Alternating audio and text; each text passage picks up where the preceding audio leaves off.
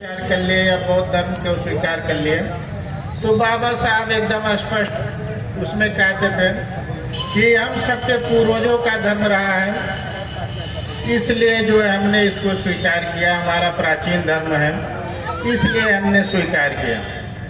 बहुत सारे साथी ये कहते हैं कि जो है वैज्ञानिक धर्म है, नया धर्म है या तर्कों पे चलने वाला धर्म है, बहुत सारी जो है व्याख्या करते हैं धर्म की, लेकिन बाबा साहब एकदम क्लियर कट बताया करते कि नहीं ये हमारा धर्म है, हमारे पूर्वजों का धर्म है, इसलिए मैंने स्वीकार किया। ये नहीं कि मैंने एक दो दिन में इसका अध्ययन करके जो है स्वीकार किया, मैंने बहुत कई लंबे वर्षों तक इसका अध्ययन किया, सारे धर्मों का अध्ययन किया और अंत में जो है ये स्वीकार किया कि जो है कि यही हमारा धर्म है, इसी पे हमें चलना है और हमारे समाज को इसी पे चलना है। और आज कई सारी चीजें आती हैं कि जो है कि भाई जो है हिंदू, आप बहुत सारे साथी कहते हैं जो है मनुवाद का विरोध करते हैं या और सारी चीजों का विरोध करते हैं और बहुत सारी बातें आती है, लेकिन इन सारी चीजों से हटके हमें अगर आज धम्म दीक्षा समारोह में हम लोग बैठे हैं तो हमें स्वीकार करना पड़ेगा कि जो हमारा एक ही धर्म है। उसी तरीके से जैसे बाबा साहब ये भी कहते थे, अगर जैसे आपका पिता अगर चाहे अशिक्षित हो, चाहे गरीब हो, चाहे अमीर हो, लेकिन वो आपका पिता ही रहेगा।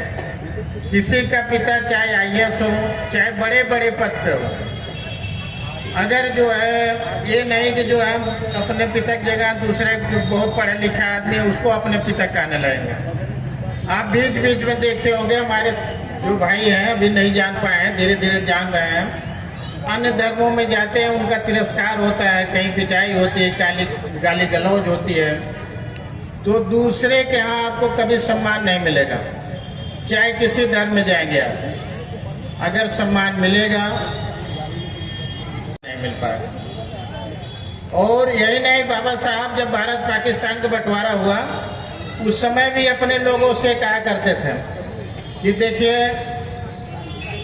ये जो धर्म आपका है, अगर बनेगा आप जो चीज के चक्कर में आप मुसलमान बन रहे हैं वहां भी वही चीज आप झेलेंगे। आज भी लोग झेल रहे हैं, आप क्रिश्चियन बन जाएंगे वहां भी झेलेंगे। वो क्यों इसलिए झेलेंगे, जब आप दूसरे घर में जाएंगे दूसरे घर दूसरा ही रहेगा, हो सकता है एक दिन इज्जत मिले, दो दिन इज्जत मिले, लेकिन तीसरे दिन से आपको तिरस्कार मिलेगा। वो लोग जो है तिरस्कार झेल रहे हैं। चाहे मंडल जी को देखिए, बहुत सारे उदाहरण हैं। तो मेरा बहुत ज़्यादा कुछ नहीं कहना है आज धम्म दीक्षा समारोह पे के कार्यक्रम में कि जो है हम ये ले जाएं जो हमारा धर्म है इसको हम स्वीकारें। बाबा साहब के बताए हुए रास्ते पे चले। मानव साहब का जो सपना था कि जो है कम से कम हम 10 करोड़ लोगों के साथ जो है धम्म दीक्षा देंगे, अगर वो हमारे महापुरुष हम उनको मानते हैं तो उनके बताए हुए रास्ते पे चले, हम खुद चलें और दूसरे लोग को भी तैयार करें और अपने इतिहास को जानें। और एक और मिशन है, जाने इतिहास, निभाए कर्तव्य और बनाए बौद्ध राष्ट्र। जब तक बौद्ध राष्ट्र हम निर्माण नहीं कर सकते जब तक हम अपने प्राचीन इतिहास को नहीं जान पाएंगे। प्राचीन इतिहास, अगर पूरे इतिहास को खंगालेंगे आप, सिंधु घाटी सभ्यता से लेकर नालंदा विश्वविद्यालय तक शिला, जहाँ भी जाएंगे सारी चीजें बौद्ध में आप पाएंगे।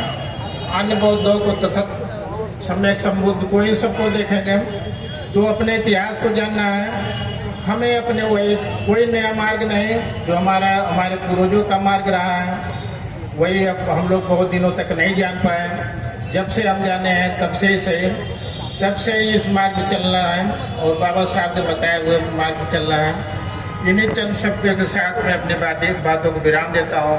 आप सभी लोगों को पुनः एक स्वर में नमो बुद्धाय, जय भीम।